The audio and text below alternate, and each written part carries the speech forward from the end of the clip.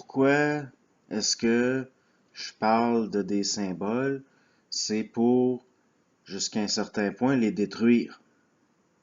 Pour qu'une certaine fascination pour ça arrête chez les gens qui en ont la capacité, pour des raisons d'arrêter de se faire drainer de la conscience au sens d'une fascination dans une forme. Donc, vous vous souvenez, oui, j'étais encore là-dessus.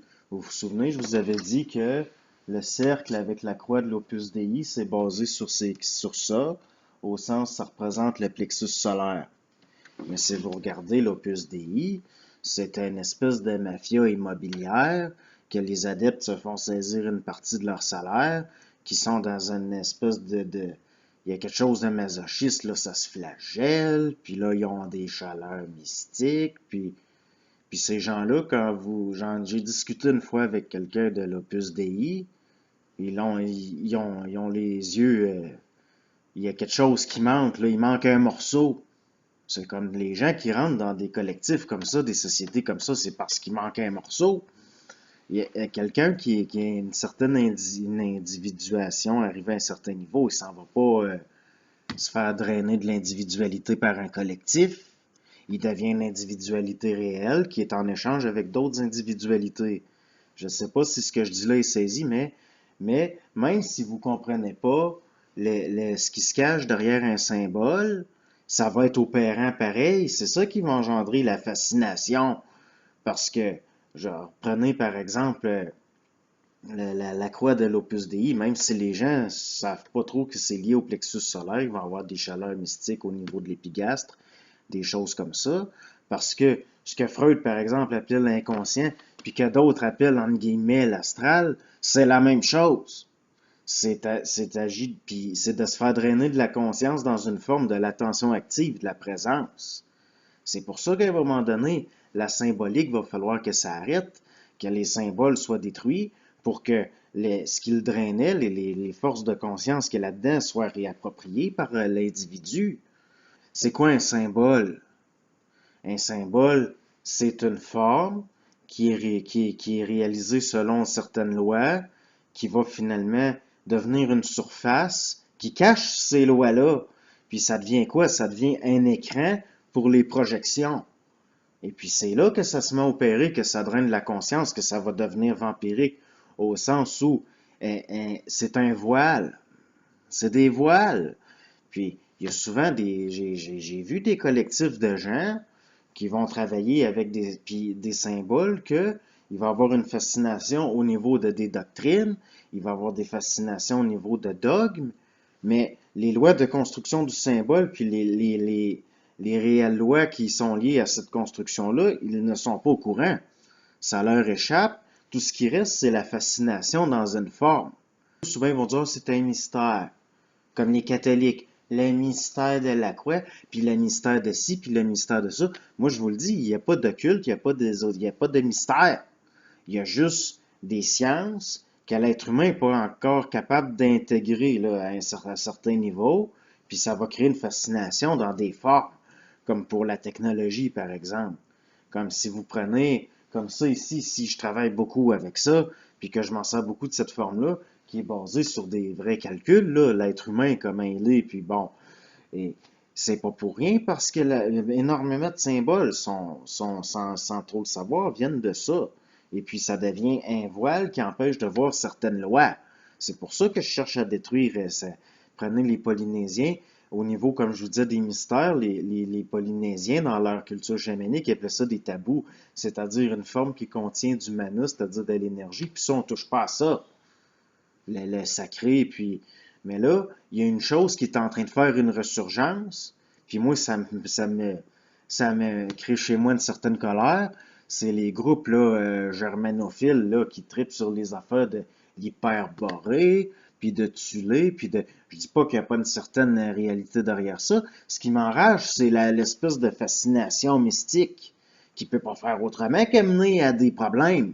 Prenez Himmler, là, qui était disciple de Karl Maria Villegut, puis de où jusqu'où c'est allé. Puis même des scientifiques qui sont tombés dans une polarisation universelle de guerre de feu, puis de glace, puis de...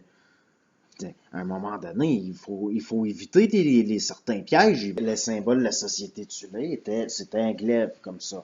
Avec, bon, mais c'est quoi au fond?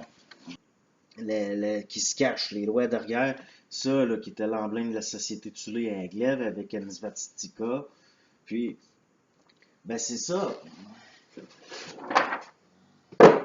Encore, parce que vous voyez là, ici au milieu, vous avez les jambes, et puis bon, puis ici, vous avez là, ça représente les jambes si vous voulez. Souvent, il va y avoir 4 rayons, puis il va y avoir des feuilles de chêne. Pourquoi? Parce que ça représente l'action sacrée. On est encore dans une mystique là, de l'action sacrée, puis dans la maudite pensée magique. Et puis, qu'est-ce que c'est ça ici au centre? Ben, si vous regardez au niveau là, du calcul, mettons qu'on mettrait mon bonhomme par-dessus, ça arriverait, le centre de la svastika arriverait au niveau du plexus solaire. Pourquoi? Parce que là, c'est un symbole solaire qui représente la lumière du nord, si vous voulez, des pôles, et puis sont encore dans les affaires de, bon. Et puis, ça ici, ça représente la tête, puis ça représente la glande pinéale. Mais c'est pas avec des affaires comme ça qu'il va s'activer des choses au niveau de, justement, de l'activer, d'activer ces choses-là, parce que, justement, c'est des affaires qui barrent. Ça vient fermer le... C'est comme je vous dis, l'Opus Dei avec la croix, le monde, il tombe en état de fascination devant ça, devant des hôtels que ça. Là, ils sont dans des états de ravissement. Et puis, au fond, c'est nuisible. Moi, mes yeux à moi, c'est mauvais. À un moment donné, les crises de chaleur mystique, puis les affaires de se flageller, puis de se faire saisir son salaire, il va falloir allumer que c'est des niaiseries. C'est comme ça ici. Il y a beaucoup de plus en plus de groupes qui commencent à retrouver une fascination pour des choses comme ça. Il va falloir à un moment donné réaliser que c'est des formes qui servent à manipuler l'être humain dans son mental. Je pense que c'est important d'en parler, de le dire. Puis peut-être qu'avec le temps, là, ben, il va falloir avoir une colère qui, par sublimation, va devenir une volonté de se réapproprier ce qui a été drainé par ces formes-là. Ça, c'est pas juste, il n'y a pas juste de mon opinion subjective là-dedans, il y a un savoir de ce que je vois, de ce que je sais, comme par exemple, tous les pays qui sont encore puis qui sont pas capables de sortir, puis il y a tout le temps encore une fascination avec des traditions qui ont toujours fait le malheur de leur peuple au fond. Encore aujourd'hui en Haïti, ça va chez la Mambo puis chez le Hogan, ça se marie avec des Loas, et puis le pays est tout le temps dans la marde. Puis si vous allez en Inde, ils sont encore là, aller être fascinés par des affaires millénaires, là.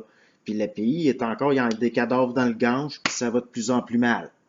Puis c'est tout le temps comme ça. Vous allez au Mexique, il y a encore de la magie par-dessus la tête, puis ça promène des squelettes dans la rue, puis après ça, on se demande pourquoi il y a tellement de morts, puis de guerres, puis au niveau là, des cartels, puis ces cartels-là, souvent, ils ont tout un sorcier. Puis moi, à un moment donné, là, il va falloir s'arrêter ces niaiseries-là. Puis c'est pareil comme pourquoi est-ce que justement le Québec a été un terreau fertile pour certaines choses? C'est parce qu'à un moment donné, il y a eu une révolte contre le catholicisme puis des vieilles formes, puis à un moment donné, ça crissait à genoux en avant des statues, c'est pas sain. C'est encore des formes qui drainent la conscience, puis le monde il tombe dans des états seconds, puis il répète comme des perroquets des affaires que ça devient des automatismes. Puis ça, c'est des terrains pour le conditionnement.